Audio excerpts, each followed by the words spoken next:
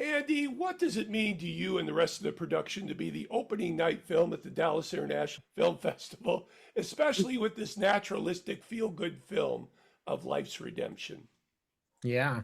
I mean, super, just very honored to be the opening night film. When we got the news, I was over the moon. I think I texted everybody, including my family, extended family, anybody that lives in Texas.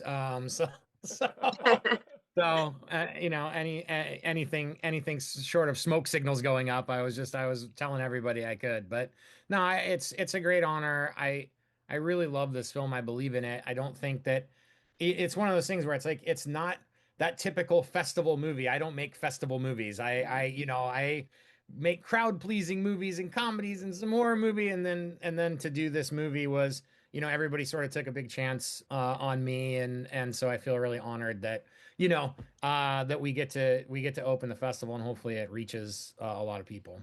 That's great. So, Jamie, in portraying a country music mogul, what did you want to learn about modern country music that you could apply to the character? I don't know that I learned anything about, I mean, I listened to country music, so I don't know that I had to learn anything new about it. I just, I guess it was kind of like a dream role for me. I have a lot of friends in the music industry, especially in country music. And so it just kind of came naturally to me to kind of fit in that role. Um, but yeah, no, I mean, I think the hardest part was trying to make sure that I was conveying to the audience the whole part about her trying to still continue to impress her father, even though he's been gone for 10 years, Yeah. right? Like that was the part that was more uh, of challenge than anything. And Yeah. her, that turn where she's realizing I need to pay attention to what's important and what's here, my son, and stop trying to please the man who's been gone for 10 years and was never going to be pleased anyway. Yeah. Andy, so you worked with Dylan Freeman before on Marshmallow, and he obviously is he related to your producer Todd? Oh yeah. Right, Yep, he is. Yep. it's So his that was son. the whole, yeah, I mean, I think one of the things that makes the movie so special is that this is a pretty autobiographical story for Todd. Todd says in interviews and stuff like that, he's like, I was that dad in the stands, Ah, and it deals with more with the relationship with his older son, Chase, who's a really good basketball player. So okay. then then he has Dylan, who's the actor playing Todd, and Dylan was incredible because he had been in some stuff, and I had edited Marshmallow and stuff like that, but this was his first lead role. And I remember sending the script to Jamie. Her first question is like, "Cool, who's the kid?" And I was like, "It's Dylan Friedman, our producer's son." And she And was I like, was like, "Whoa, blah, blah, wait, blah." what?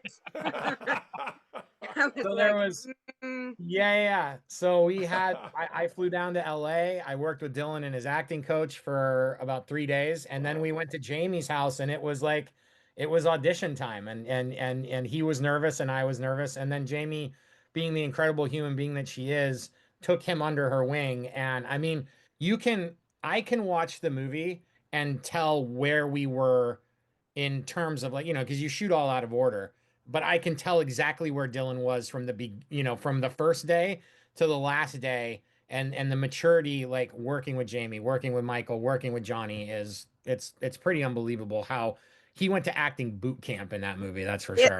100%. He was in boot camp. There was one scene. It's the scene actually where I walk into his bedroom and I sit down and we have that heart to heart. Yeah. So and it says action, and I go to walk in, and I said, hey, and that wasn't written. And Dylan says nothing, and I said, all right, hold on, look at me.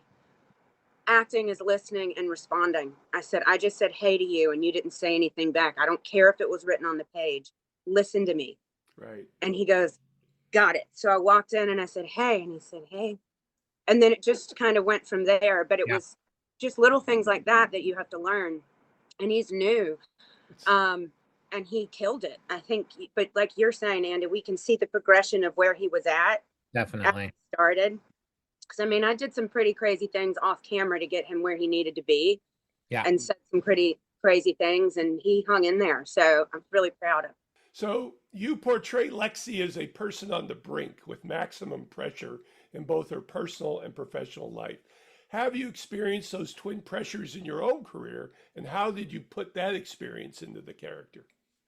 I mean, I'm a mother. I'm a single mom of 3 boys, so who There's pressure. always had, been working for 30 years. So it's you definitely take. I always say, like, what makes a great actor or actress is someone who can feel empathy for their character as opposed to sympathy. And so you just have to find where you can empathize, so that you can bring yourself to the character so that it's believable. And definitely understanding from my own experiences the pressures of having to be in charge, having to be on all the time, having to Right. work their ass off, work your ass off constantly, and having to be present, which is what Lexi's trying to figure out, how to be Right. present for another human, right? Mhm. Like she can't even tell um tell her love interest that she loves him, that's so learning how to love a child and be there for a child while servicing this huge role as an exec, is tough, but I totally understood it from the Yeah. get-go. Andy, structuring games to make them feel authentic on film is a challenging task. Did Yeah. you have a cinematic model for that basketball structure? Do you map them out instinctively? Yeah, no. It was definitely like borrowing from movies from the past. I mean, you can tell in score and in style that we shot that I'm a big Peter Berg Friday Night Lights fan. It has that. I wanted to create that sort of fly on the wall story where we as the audience are just, we're just kind of like getting these little glimpses into this life and stuff like that.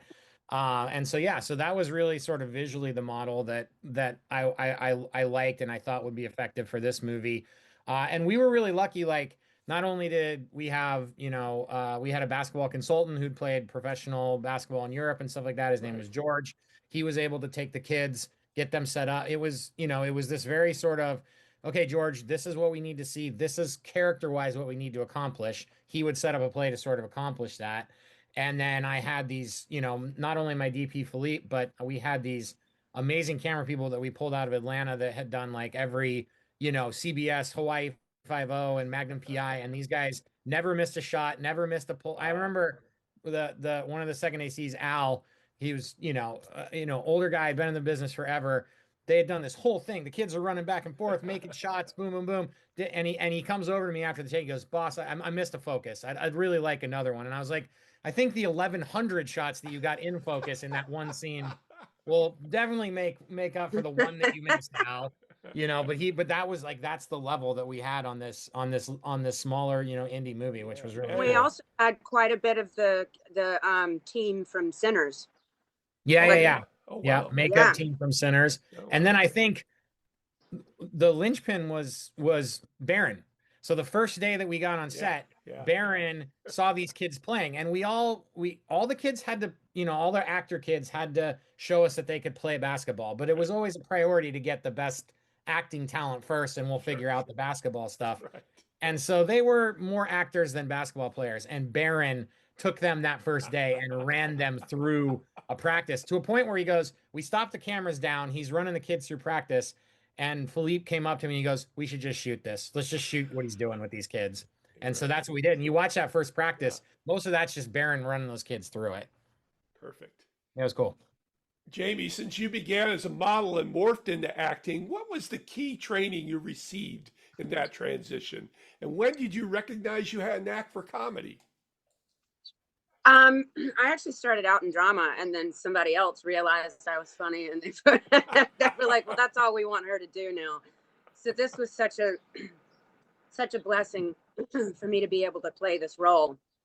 Um, my very first acting coach was Blake Lively's dad, Ernie Lively. Huh. I went there every Tuesday night because that's all I could afford when I was 17, and then ended up getting my first job and was Taft-Hartley'd into the union. I played John Ritter's daughter in a really bad film called Mercenary for HBO, and that was my first kind of, whatever. Otherwise, I was like doing extra lifeguard work, background, and Baywatch, trying to get my my hours so that I could join SAG.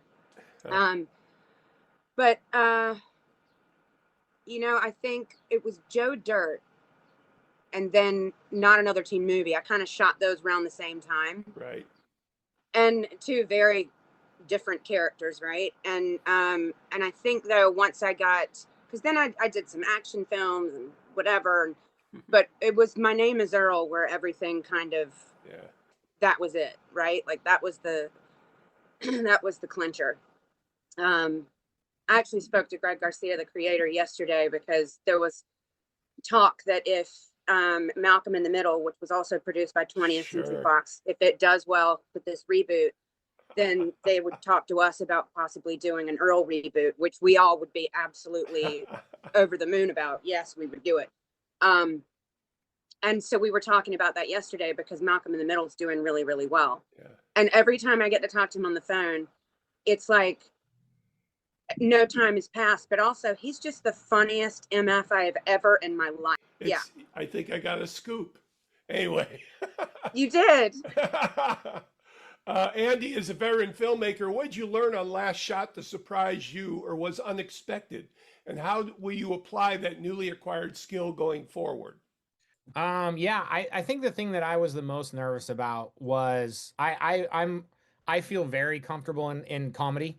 And so like my instincts in terms of like reading a tonally reading a scene. I'm one of those directors that like I try to surround myself with people that are far more skilled than I am, which is why I hired Jamie, which is why I bring on the crew that I do and stuff like that. But the one thing I definitely feel like I get is I get tone. I feel like I can read the tone of a scene. Is this scene playing genuine? Is it feeling truthful? Is it too big? Is it too small? And stuff like that. I was very nervous to see if those little subtleties could come across in drama because it's just certainly not something that I've done before and not my natural forte. I'm sort of a clown. Yes, but I have to tell you, Andy, like comedy is more difficult Yeah. than Yeah, drama. yeah. I think But that there's a like timing to it. yes, and the rhythm and everything like that. And then so I just yeah, and so as I went through, but again, it's like when you have somebody like Jamie Presley, when you have Michael Rappaport, or you have this like cast, it makes it very easy and stuff like that. And yeah, I just Well, that's what I take away is that sure, I can do drama, why not? well, the tone was just perfect, really, Thank you. seriously, in applying that thing. So, Jamie, since you have two familiar TV comedy series under your belt, what is your advice for keeping a character fresh in a long sitcom run, especially if the production decides to adjust your character outside maybe even what you signed up for? Um, well, I mean, as an actor, I have to be directed, right? I have to know how to take direction. Yeah. And I have to be able to change on a dime. And especially like, so Earl was we were the first single camera comedy ever. And then Uh, Mom was multi in front of an audience, right? And there's this really exciting like feeling you get when you're shooting in front of a studio audience and the joke doesn't work. The cool thing about a studio audience is that we know that we get to get it right before it airs. So if the joke doesn't work and they didn't laugh, they cut. The writers get together, they rewrite the jokes, they come over, they tell us, you're going to say this, now your joke is this, you're going to do that, you're going to do that. And it's like you got to go on the fly. It's really exciting. It's like an adrenaline rush. And then you do the scene again and the joke lands and the audience laughs and you're like, okay, we know we did something right. That's a great feeling, right? Joy on Earl, Greg Garcia famously said many times, they'll say, when did you know Jamie was the right one to play the role? And he said, oh, she had me at Who's the Whore. That was my very first line. um, and that he allowed me to, like, they did not expect when I walked in that day for him and Jason Lee, the second that we started the scene was the two of them just went because they were like, whoa, like nobody had Good. played it like that. Good. And I just took her over the edge and they loved it. And she became my greatest gift and greatest release ever. Cause I was exhausted at the end of those days, let me tell you. I'll say though, you had an arc in Mom too, towards the end of the run when you started dating the Will Sasso character, Yeah. and you had this like, because you were just the razor sharp, funniest, like, you had this fun perspective all through your character on that show. But that was like such a vulnerable, like there were so many episodes where you got to be super vulnerable Mhm. in those scenes with him and stuff like that, where it was like your character got totally flipped on her head in terms of falling in love with this guy that you didn't think you were supposed to fall in love with. It was like the sweetest arc I of the loved show, the I thought. relationship between the two of them So so sweet. much. Um, Yeah. but Joy, that was the thing about, not Joy, Jill. That was the thing about that show, is that we got to do drama and comedy in one show, because it Yeah. all, like I always say, great comedy comes from real life drama. And this was a show that walked the tightrope every week, as far as the writers go, of taking a really serious subject matter and finding the human and funny in it, right?